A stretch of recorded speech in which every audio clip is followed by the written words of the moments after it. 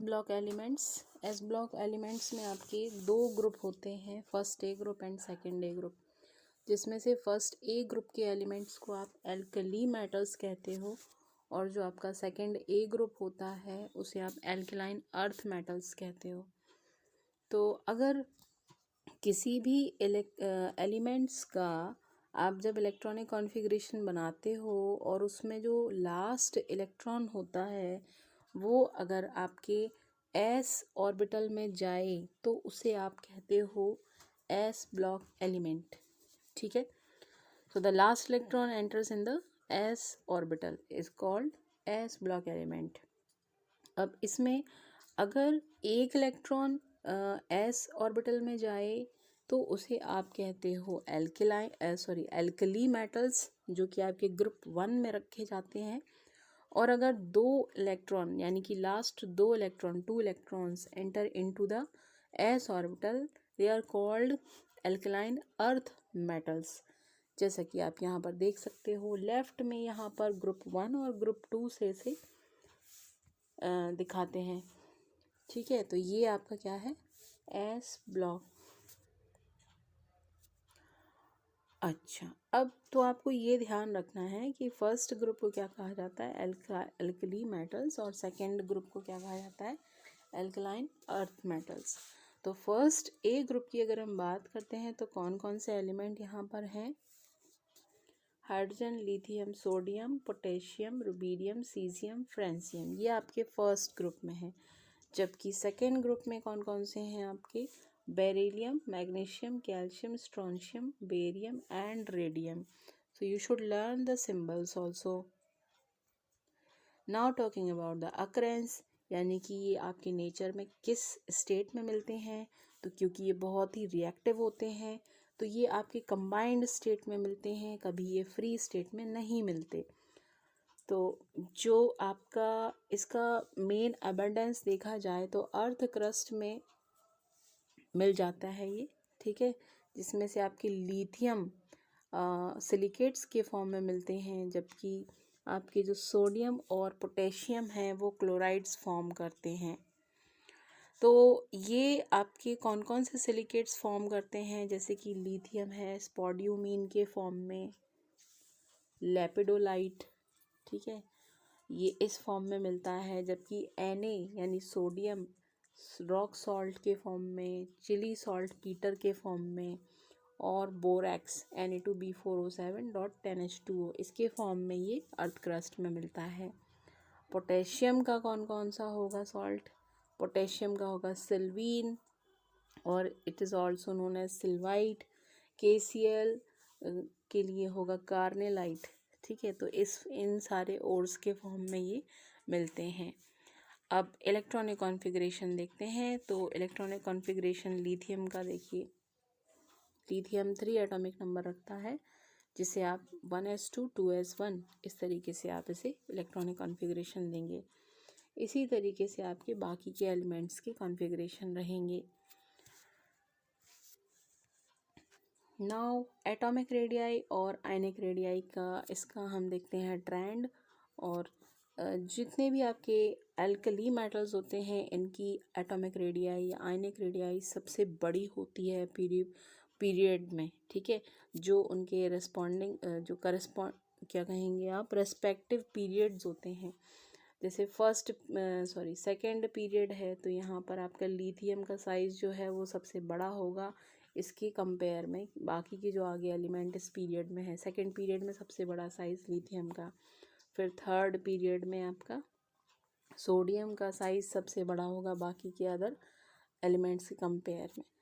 ठीक है, लेकिन अगर आप ग्रुप में जाएंगे तो साइज़ क्या होगा, on moving down the group size increase होता है due to increase in the number of shells. And जब नीचे की साइड आप जाते हैं तो शेल्स इंक्रीज होने की वजह से शील्डिंग इफेक्ट भी बढ़ता है। तो इससे क्या होगा, आपका जो साइज़ है, आयनिक साइज़ हो या एटॉमिक साइज़ हो, वो बढ़ेगा। आयनाइजेशन एंथैल्पी की बात करें तो इनकी आयनाइजेशन एंथैल्पी सबसे कम होगी क्योंकि इनका साइज़ बहुत बड़ा है और इफ़ेक्टिव न्यूक्लियर चार्ज बहुत कम हो जाता है।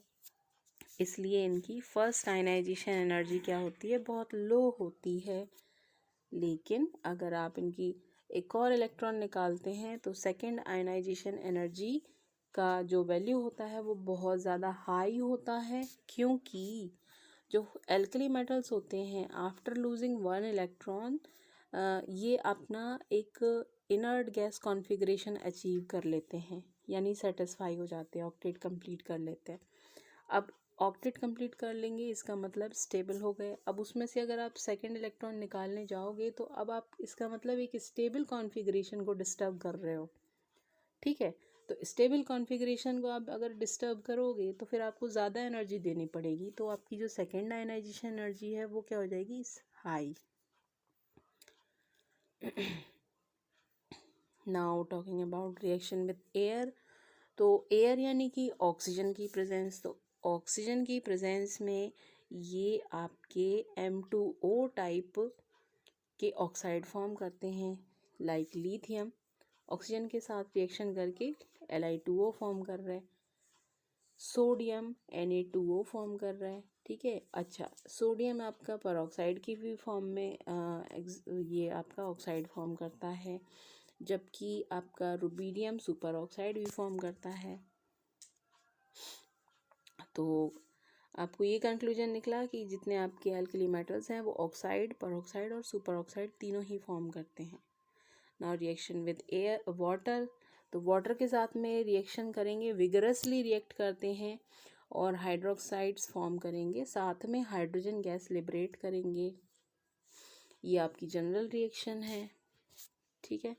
यहाँ पर इनका रिलेटिव स्ट्रेंथ दिया है कि जो भी हाइड्रोक्साइड्स फॉर्म करेंगे उसमें सबसे ज़्यादा स्ट्रेंथ किसकी होगी, तो CSOH यानी सीजियम हाइड्रोक्साइड की स्ट्रेंथ सबसे ज़्यादा होगी और LiOH की स्ट्रेंथ सबसे कम होगी। नाउ रिएक्शन विद हाइड्रोजन, तो hydrogen alkali metals hydrogen form करते हैं लेकिन बहुत हाई टेम्परेचर पे, क्योंकि हाइड्रोजन भी क्या है, एक उन्हीं के जैसा ही सेम ग्रुप का एलिमेंट है। दूसरी बात वो भी इलेक्ट्रोपॉजिटिव ही है और बाकी के जो एलिमेंट है वो भी इलेक्ट्रोपॉजिटिव है, तो वो इजीली रिएक्ट नहीं करते, तो उनके लिए हाई टेम्परेचर का यूज़ होता है, ठीक है। तो यहाँ पर आप देखेंगे कि अगर ये हाइड्राइड फॉर्म करते भी हैं तो the ionic nature of hydrides and their solubility in water increases. तो यहाँ पे आप देखें कि CSH जो है आपका काफ़ी ज़्यादा आयनिक नेचर शो कर रहा है, जबकि LiH आपका लेसर आयनिक नेचर शो करेगा और इसकी सॉल्युबिलिटी भी CSH की साइड जब आप जाओगे सीजियम हाइड्राइड की साइड बढ़ेगी। थर्मल स्टेबिलिटी में LiH सबसे ज़्यादा थर्मल स्टेबल होगा, यानी कि बहुत इसको ब्रेक करने के लिए एनर्जी ज़्यादा चाहिए, आपको हीट ज़्यादा चाहिए। इसके कंपेयर में आप CSH को देखेंगे तो ये जल्दी ब्रेक हो जाएगा। नाउ रिएक्शन विद हैलोजन, तो ये आपके जो एल्कली मेटल्स हैं आयनिक नेचर के हैलाइड्स फॉर्म करते हैं, क्योंकि हैलोजन्स बहुत इलेक्ट्रोनेगेटिव होते हैं और एल्कली मेटल्स आपके इलेक्ट्रोपॉजिटिव होते हैं, ठीक है। तो MX टाइप के ये हैलाइड्स फॉर्म करेंगे, लाइक LiX, NaX, KX, इस टाइप से।